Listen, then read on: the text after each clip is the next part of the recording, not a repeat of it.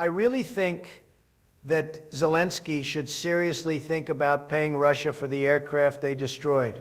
The airplanes, I call them airplanes, were just sitting there. They were not bothering anybody.